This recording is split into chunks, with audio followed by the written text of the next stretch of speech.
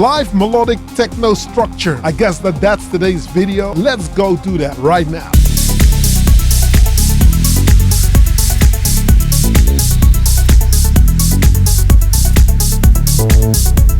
Hey, what's up? I'm Melodic Techno and thank you for checking out yet another video. Now, if this is your first time here, don't hesitate to click subscribe, hit that notification bell, because whenever I upload a new video, you'll be kept in the loop and you won't miss out on anything. Hang out till the end of this video. I'll tell you all about Patreon, Discord, about the mixer, and about the new patrons, obviously. Check it out. Live melodic techno structure. I've done videos on the subject before, but I have not gone deep enough, whereas I have got more information right now that I do think I need to just share it with you. It's not so much only the structure, it's the whole building your ABC structure. It's like getting from point A to B efficiently and making sure that if you are going to the next level, whatever you've done before is substantially enough that it will save you a lot of trouble towards the end of your jam. A jam is not so much a finished product, but it has to be a finished product in a sense where everything needs to co-interact with one another. So if your bass drum doesn't work or pan out, probably your hi-hat's not going to work out, the bass line's not going to work. And that's what I come across a lot. A lot of people have really great loops and great sounding gimmicky ideas sometimes, or just basic good ideas in general. I would play it, but in the end of the day, when you come to think of it, whether it's going to work on a live sound system, it's another story. Now, I do understand that for this thing to work, you need a lot of knowledge. Sometimes you need to be the mixing engineer, you need to be the arranger, you need to be the producer, you need to also master everything. So there's a lot of stuff that you need to manage and master and get your head around. But there's a simple way of getting there, because most often if things go wrong, it's because people are in a hurry. You shouldn't rush. You should just think ahead, plan ahead, and get your stuff in order. Now, follow me to the live set. I will go in slowly and gradually. It's not going to be a very, very, very advanced kind of video, but it's for everybody, I think. I mean, if you've been doing this for ages, then obviously you're going to pick something, because I do get to the point fairly quick. But if you're starting out, just do tag along and you understand what steps to take, what to do, and most importantly, what not to do. Let's go get it.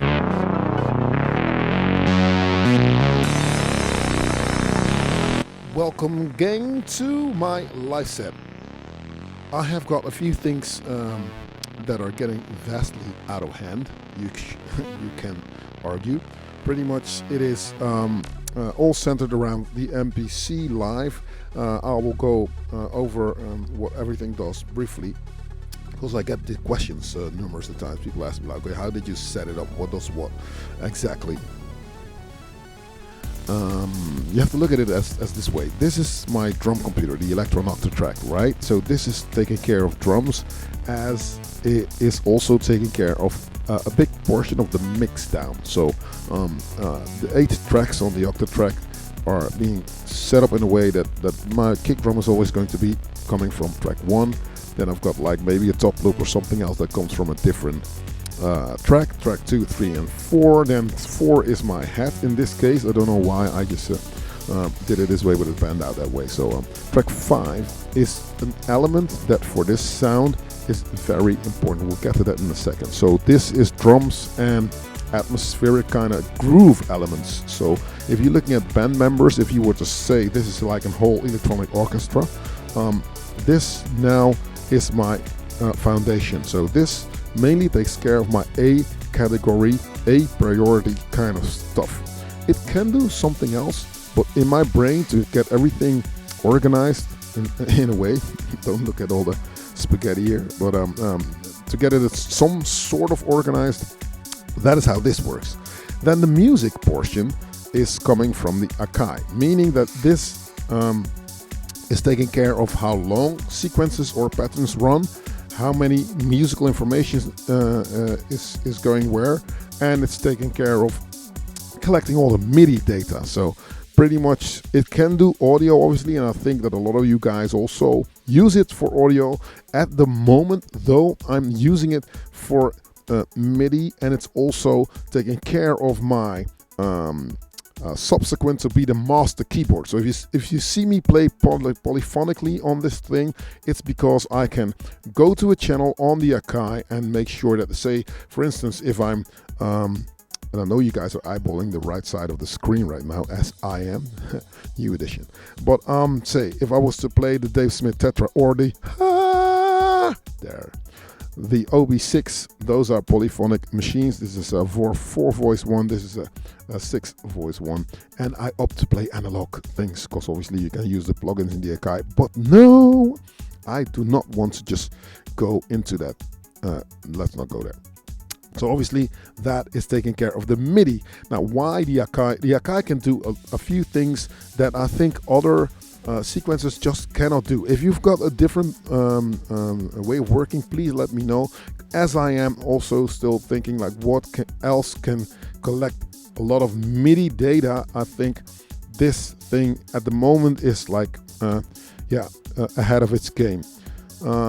Meaning a sequence or a pattern, well, it's sequence in this Akai is what it's called, so that's this page over here. If we go here, the next sequence page, those are now little brackets of information. On any one of those squares you can stick whatever kind of information you would want. So it could hold audio information, drum information, MIDI tracks, clips, whatever you would like. It's easy to do. The way I use it is I build up my tracks. So basically track 1 or pattern 1, sequence 1 would be the intro or transition pattern. 2, 3, and 4 is building up the track. 4, if I'm in a hurry, 4 will be the drop or my breakdown, and then 5 will be an alternative kind of drop. So if here there's only one thing that plays, for instance, I think it usually is going to be the subsequent that does something on pattern 4 or sequence 4. Then in 5 your kick drum or your drum rolls or whatever are coming. 6 is the Guns N' Neverone pattern, where everything goes like, oh my god, it's an amazing party, yeah, hands in the air.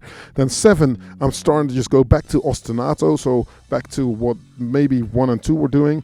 And 8 is a transition pattern sequence, where certain sounds are being revealed that are going to hop over to the next track, because I'm using 8 different sequences to make up one song. That's that, and they can vary in length. So the transition sequences are usually around 4 to 8 bars, and then I'll go up to 16 bars if I really like the track, because I will use crashes, impacts, white noises, and that kind of ear candy on any other sequence but one, because it will repeat all the time. To have a crash on it, that will get tiresome very, very early. Now, why do I use all the different synthesizers? They all have a different characteristic. Is it overdone a little bit? Yes, this setup is just like getting out of hand. But for now, yeah, bear with me. It gets to a point. It gets to fruition. So polyphonic stuff is coming from the OB6. I literally unboxed it not even 24 hours ago, so don't expect me to go like completely Harry Potter on it. I know what it does in the grand scheme of things, and I can get it to work, but you know, we're gonna see what we're gonna do, because as always, I don't know what kind of track I'm going to be making. For bass, I have got the Minitaur. I love the Minitaur. Everybody's asking me why I'm using the Minitaur and not the subsequent. Well, it has to do with looking at a modern approach, I would say. So I think the Minitaur is coming from a legacy kind of vibe. Yeah, so it's a legacy machine, as was the Model D that I was using from Behringer. It's a really cool machine, but in this day and age, I do believe that you have to blend old school influences, say the SH-101 and the Minitaur.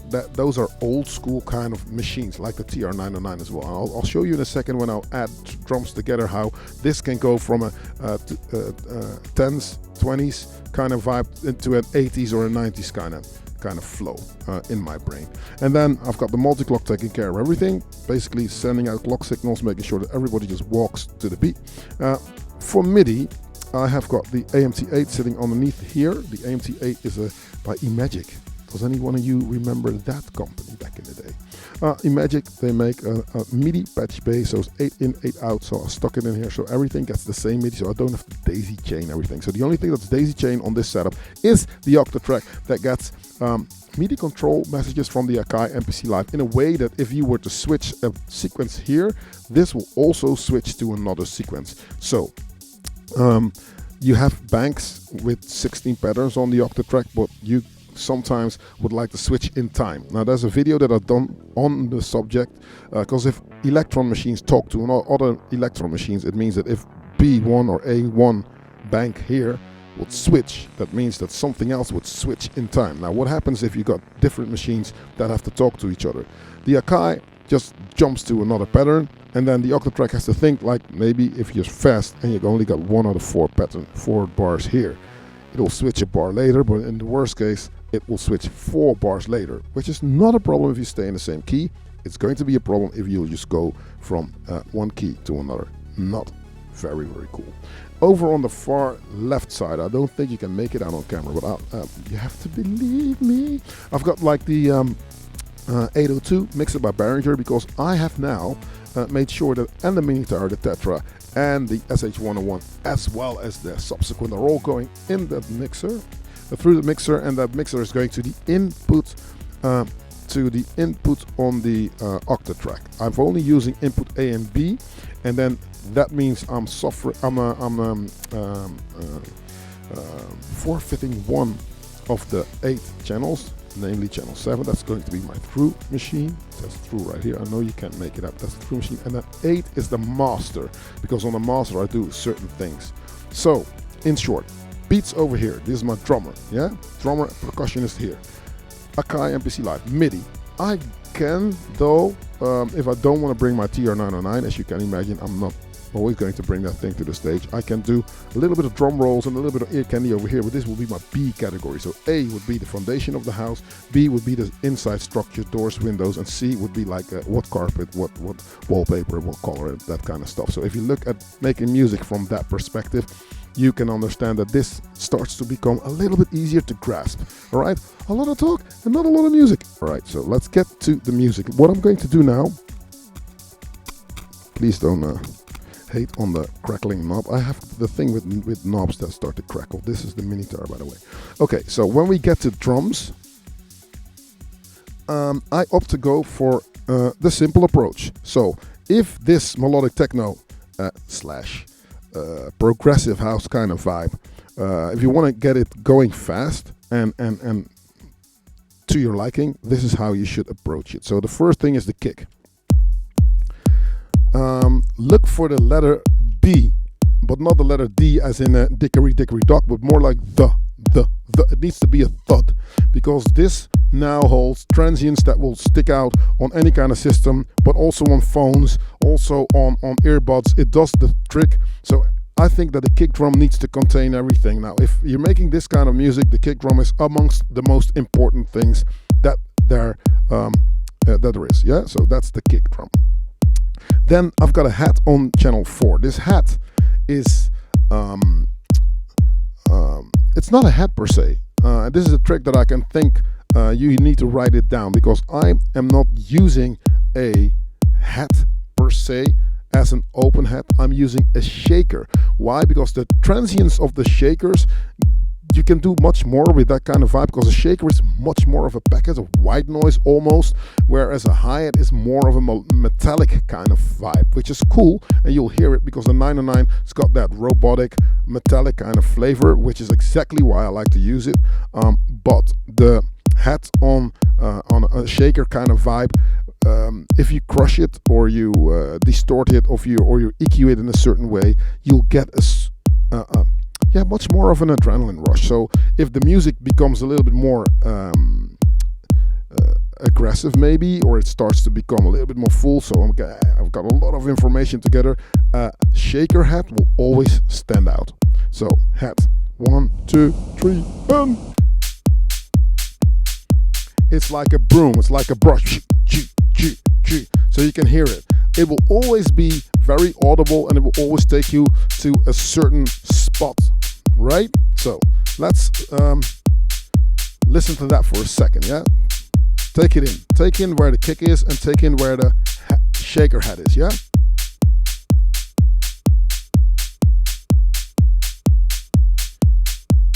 And do you notice how the belly of the kick, how the release of my kick is not overlapping too much with the head? I don't want my kick to be a long, sort of like driving kind of thing. Depends on what kind of style you're making, but the longer the kick is, the softer your music gets to be played on any type of media, whether it be radio, Spotify, or on a sound system, even because the dynamics of any room would make the kick longer. So I opt to go for a kick that is in between long and short. I can tell you how long the value is. You have to check it out for yourself. And I'm listening to this on headphones. Preferably, this is something you need to do working on speakers, but you can imagine that for this video, it doesn't work if I have like stuff coming out of the speakers into this microphone. So the third thing that I'd like to add for this kind of sound is another head, but that one is processed a lot. That's on track 5 here. Now there's a few things that need to play together. Length of the notes and the degrading of the notes. Now what happened is that this is on track 5. What I've done is on the 2 effect slots that the Octatrack houses, on the first of the 2 effect slots, I have got lo-fi engaged, which means that I can completely like distort it. This is like your old school guitar pedal distortion, right? So this does something with the higher frequencies, and the more you crush it, the less highs you have, and it needs to play together with. And on the second part of the effect slots, effect 2, it's got a delay so that it starts to float around a bit. So if the delay is off. Now the reason I use delays is because I can trick you into thinking that there's more happening than there is happening. Listen. I'm dancing, by the way. There was something on my Discord coming up that apart from you teaching you how to make this stuff, I should teach you how to dance too, because a lot of people are sitting in their chairs. So everybody get up. Everybody get up with the chairs. We're going to start getting into the flow. More drums means more dancing, all right? Cool. Let's not digress. So I got my delay because listen.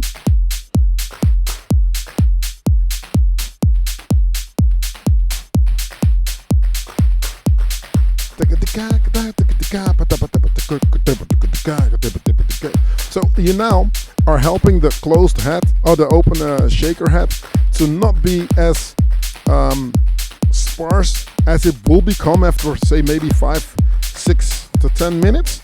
People start to get their bearings around your track so they know where the sounds are coming from. So what you would want is for something to be, I call it otherworldly, you know what I mean? It needs to be something that tricks people into thinking more is happening. So the longevity of what people are listening to is not easily analyzed, so that your track starts to become boring too fast. So that's why I stick it in there. And believe me, we're focusing on it now. But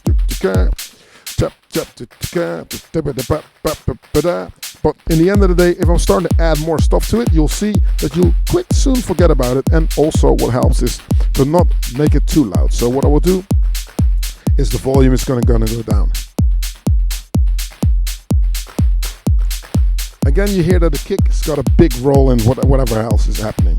Now, cool, this is my first pattern. I'm not going to go into what I'm going to do on different sort of like patterns. That might be a different video on how to do song structure. I just want to make sure that on the MPC, I just get all the information embedded in the first pattern, because I will copy it over, probably say around further on in the song, maybe on 6 or 7, but take stuff out and anything just goes back in time. So the first one be very empty most of the time, but we're going to do that more or less live.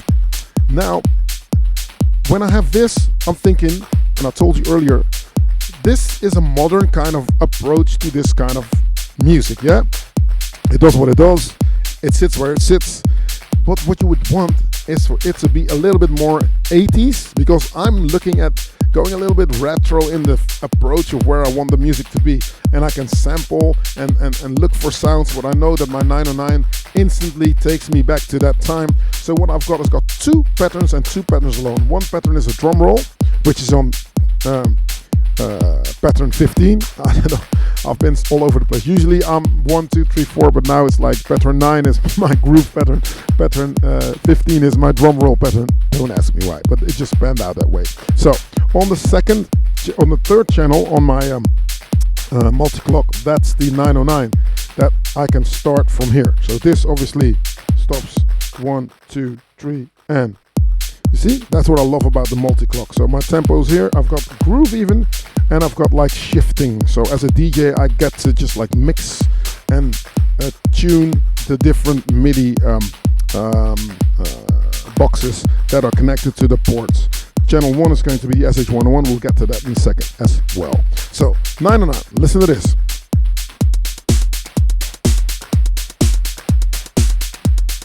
How's this not retro? You know what I mean? I will move over there and you'll see what I do with the different sounds, and I'll elaborate on what I have done. Yeah, all right, check it out.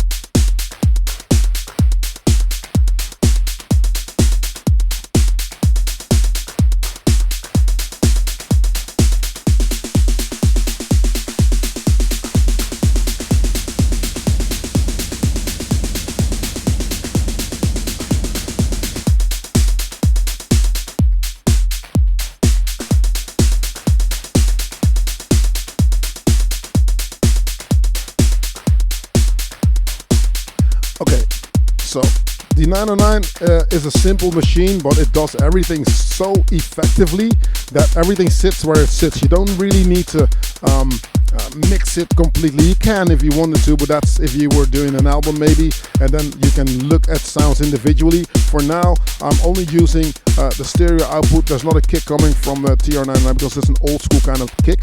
So in the grand scheme of things, I think this kick that I have right here sounds a little bit more modern. The head though, it's got that same kind of information as what my shaker head has when I open up the decay. So that gradient kind of flavor is what I think is also embedded in my shaker head, which is clearly audible continuously, as I told you. Listen to the head. I'll take out this out, maybe the snare drum.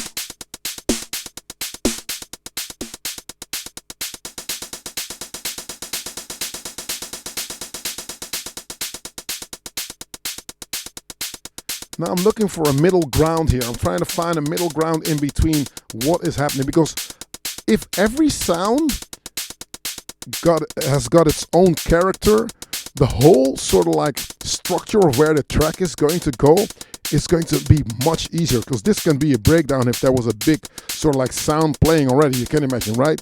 So another thing to note is that on the master for now, I have got like the crossfader engaged with a cutoff filter and a reverb. So the cutoff filter takes out the lows if I'm opening up the fader, and there's and reverb gets added, and that accumulates so that if I'm playing, it's all cool. Put a little bit of room on there, but the further I go, the longer and the more dramatic it becomes. And you can hide a lot of stuff in reverb. So if I was to go to a next level within my track without switching a pattern, if I don't have added anything else, this might be a trick to use.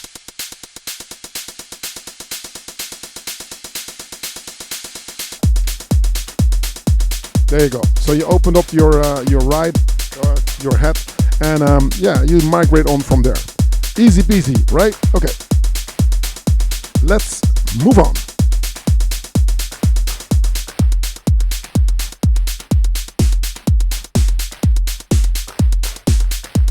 And you need to look for a cadence. Pa, doom, ta, boom, ta, boom, bam. I think that there needs to be some sort of a mutual sort of like marriage agreement between the bass drum and the snare.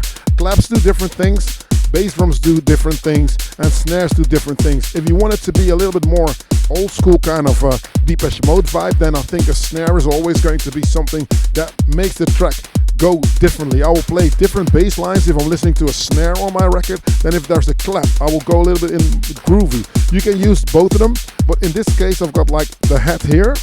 Ka, chicka, ka, ka, ka. It will work wonders if you use a 909 clap for that as well, though. You can do it. But then you have to get your clap out separately, stick a flanger on, and then you probably get the same sort of thing, because I didn't mention that here. Turn this off. Turn this off. On this sound, there's also an LFO that does something with the pitch. Let's exaggerate it.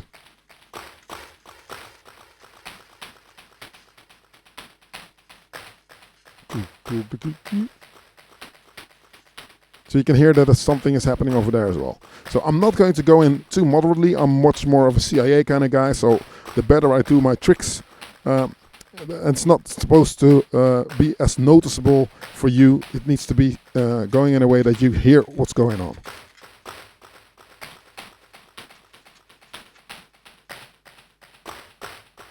White noise. All right, now what I'm going to do is play this again. I think it's time to introduce some music.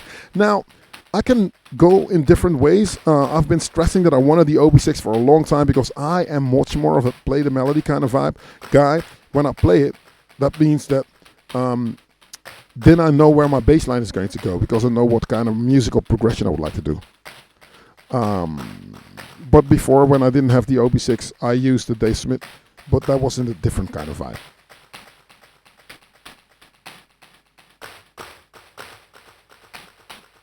Got a crackling speaker that's trying to just talk to me, so I turned it off. Excuse. Okay, so yeah, let's go on into all the drums that we have and see what this bad boy has for us today. I think that I've got some strings already wired up, so we'll see what happens.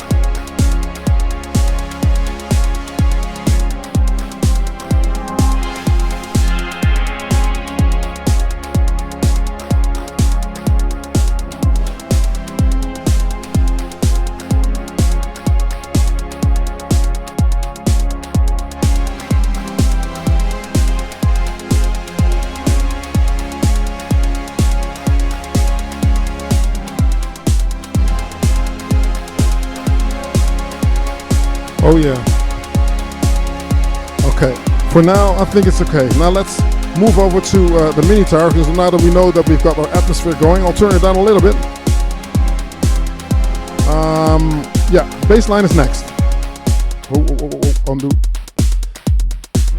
Nice. Go here and find the Minitaur. Yeah. Open it up.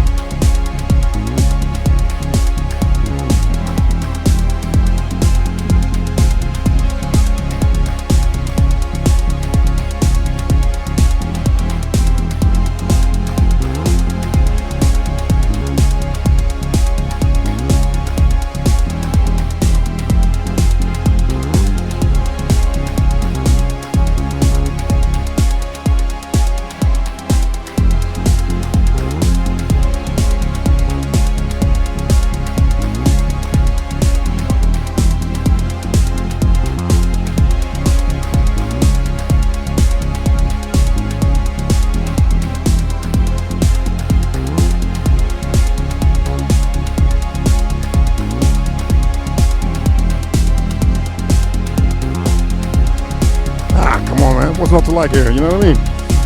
Turn this up.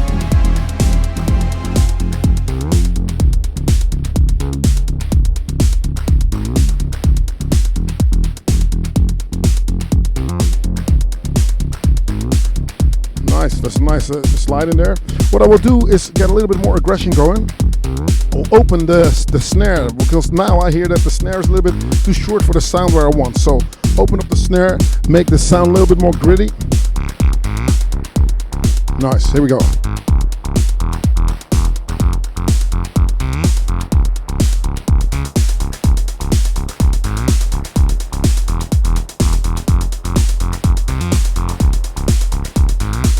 Yeah, I'm liking that.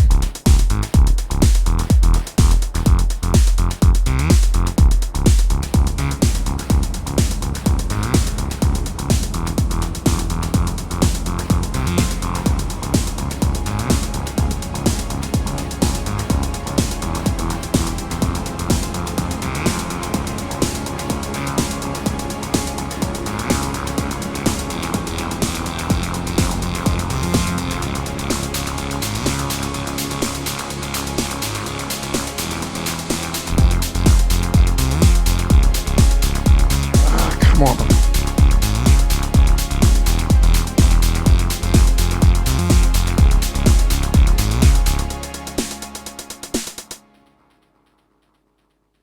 Nice. So now I'm thinking, I'm starting to get inspired, right? So I'm thinking, okay, what else can I do?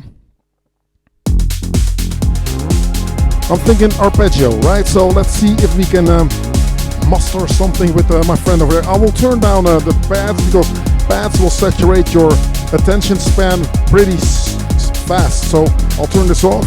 This be my little bit of candy on top.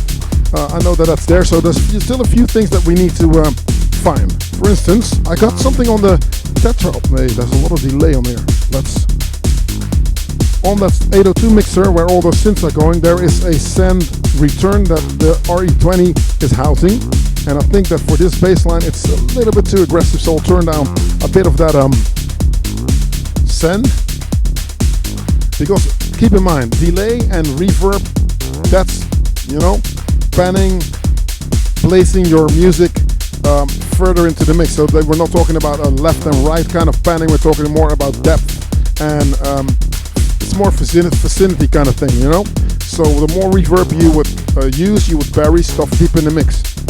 And for something as predominant as my bass line, I would not like to have, it's not ideal to just bury it as deep in the mix.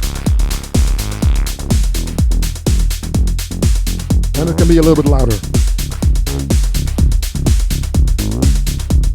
But I need to be careful not to wash out my bass drum as well. So those two things need to work together. Let's see if we can get a drop going.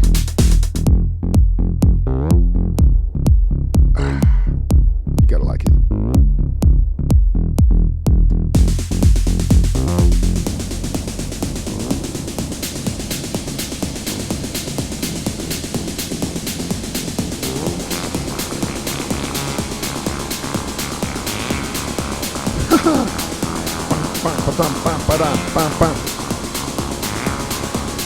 Back to another pattern.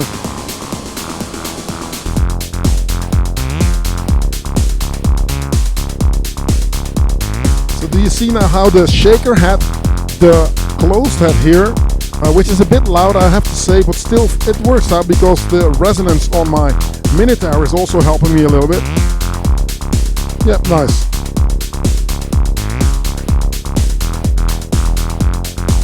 I'll filter this down and go in for the arpeggio. The arpeggio is going to come from the SH101. I'm going to reset it by turning it on and off, or off and on in this case. I'll listen to what the notes are playing.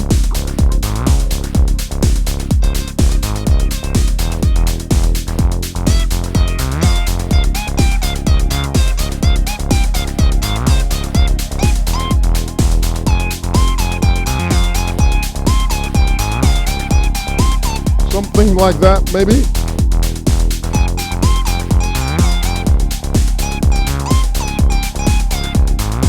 Okay, that should work. So if I'm gonna put it on play, and I made sure that I played 16 notes now. It's going to repeat in a non-polymetric sequence, if I'm not lying. Let's check it out.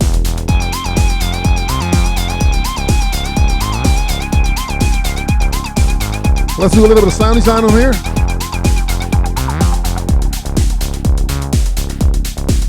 So the envelope on the filter,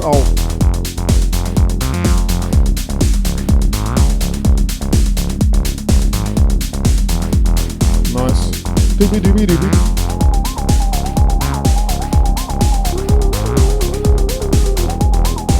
I'm going to go in deliberately 1 octave higher. I can even go even more higher still. But then I will be forcing razor blades into your ear, and it needs to be an accompanying thing. This is not my A priority kind of sound, but I need it because I don't have a lot of stuff. Listen how this is going to pan out. This to do sound design by itself, it's not ideal if I've got my pads playing already. Kick out, pads in, like so.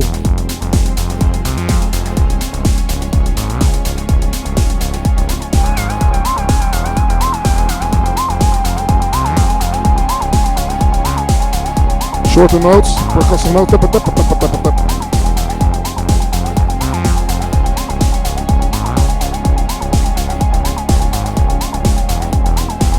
And you know those parties back in the days where you thought like looking at your watch, oh my god, am I still at this party? Listen what is happening now.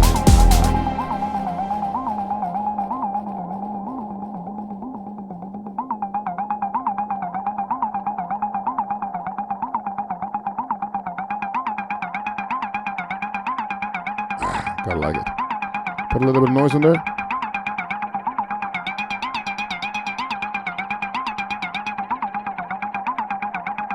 I'm trying to get an attack transient on there. So turn this off and listen to this.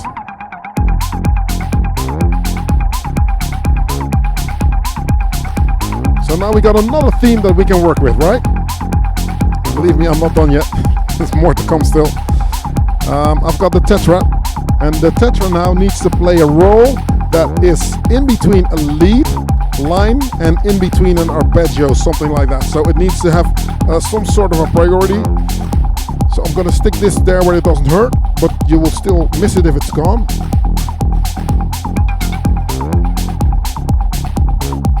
And then we'll move on and see what this plays.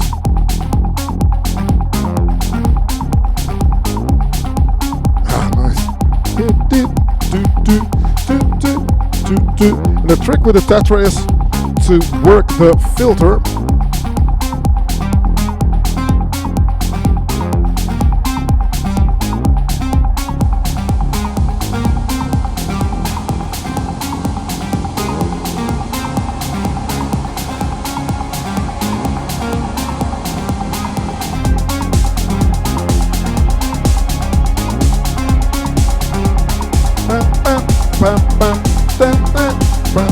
Do you see how everything now starts to just like gel together? Now for this beast over here. And it's good that I don't have more synths, because if I have more synths I'll probably play more stuff, but you know what? We don't care. What have we got?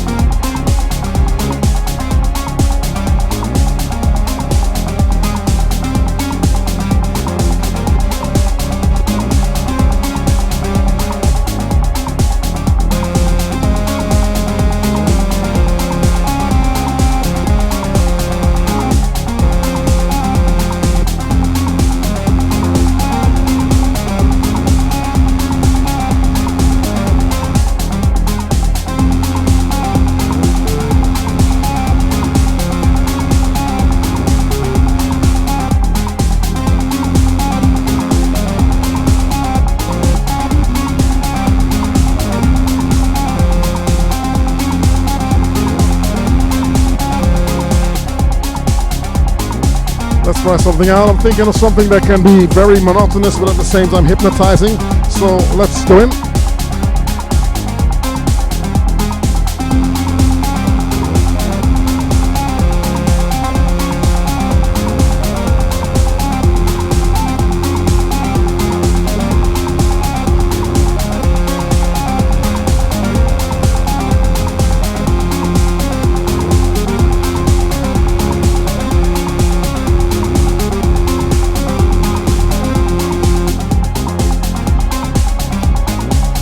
Turn the sequence off so I don't repeat myself. Here we go again.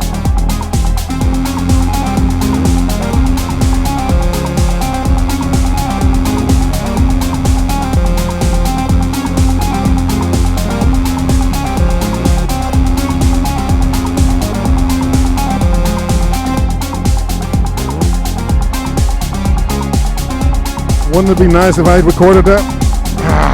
Come on. Let's put sequence on. Put it on 8 and play it.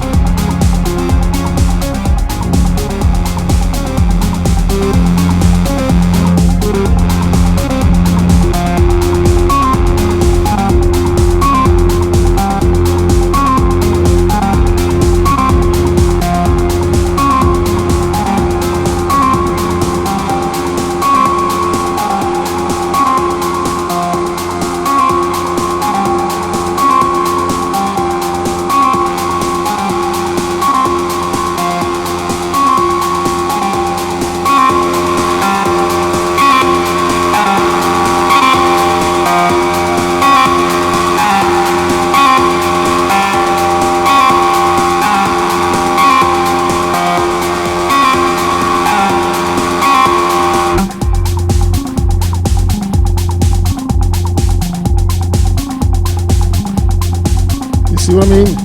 This is where you go. You need to go into an ostinato kind of vibe. So this is where I think like, okay, this can work. And then you build your track up from there. So there's different things that you can do. I can start with this, depending on what kind of party it is. Or I can think like, you know what? I'm liking that. Let's take out a kick, open this up, and listen to the tetra as I'm adding that now.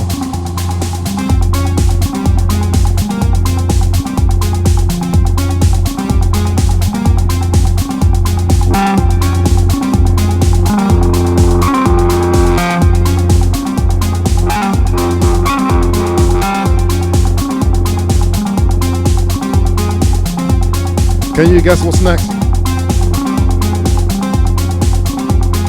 10 points if you got it right. Bass, of course. You're right.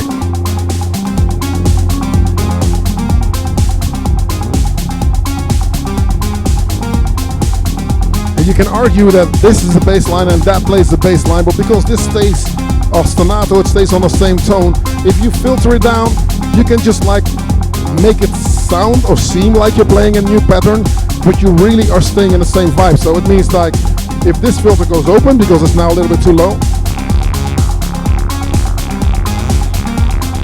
and the trick with the subsequent as well, if you got too much low end frequencies conflicting, I would suggest up the resonance a little bit because it's going to take out low out of the sound that is going to play a big role here. So listen to this.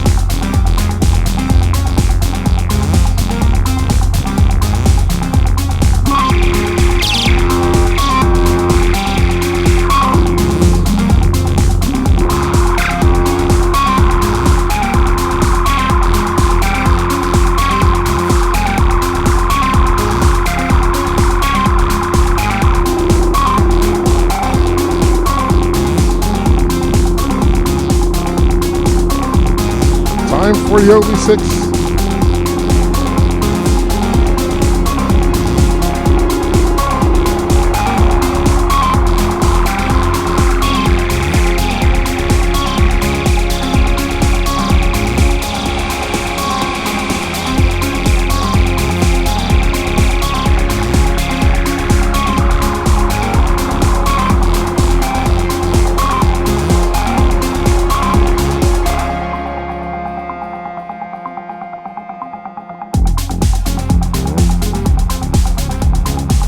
you break it down. So, in short, what did we learn today?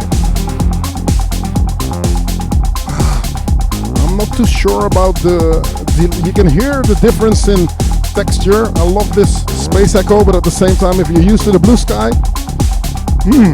anyway. So what have we learned?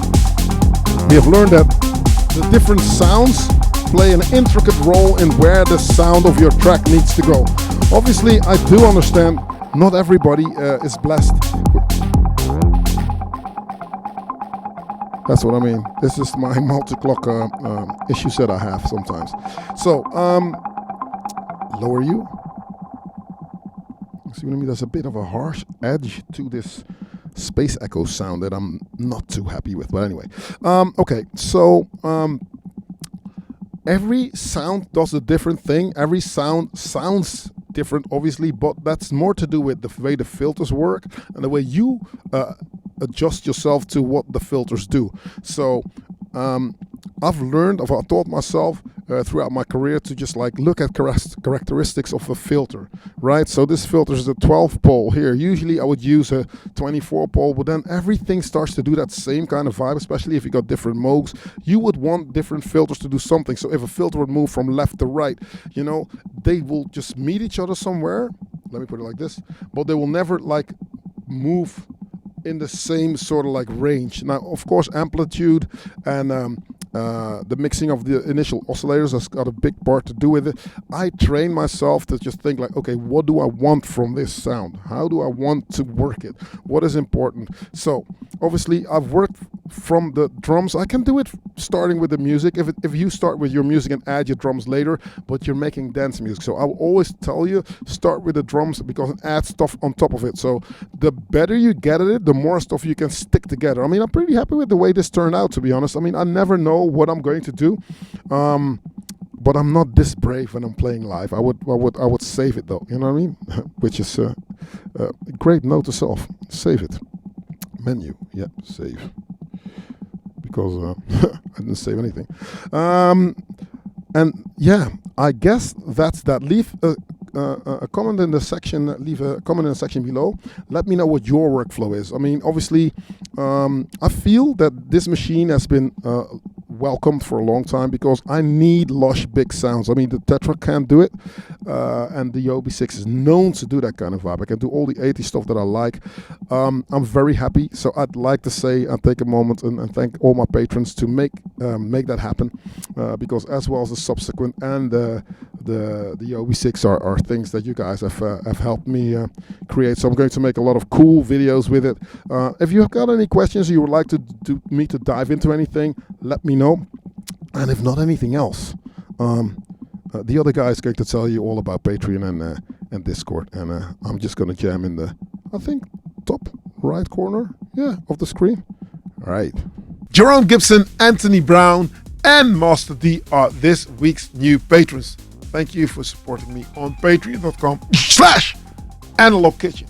I'm doing a few things. I'm trying to just come up with some bigger and better stuff, make the videos better, buy better equipment. So thanks all patrons once more for that OB6 that finally arrived. I mean, I've been eyeballing that thing like forever, and it's finally here.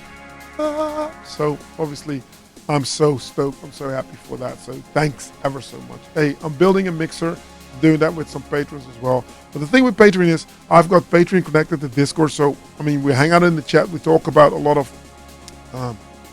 gas. We talk about synths. We talk about getting into the synth thing, building synths, building modular stuff. There's a lot of different characters out there, and I really like it. It's a really lively, vibey community, so very respectful. Everybody gets to talk. So if you want to get a little bit closer to me, you want to just like get your questions answered, because it's never a good idea to have too many questions, no answers. That might be a place for you. So obviously come and hang out and check us out. We're just around the corner. After this video is done, we're going to hang out in the chat and talk about a lot of stuff.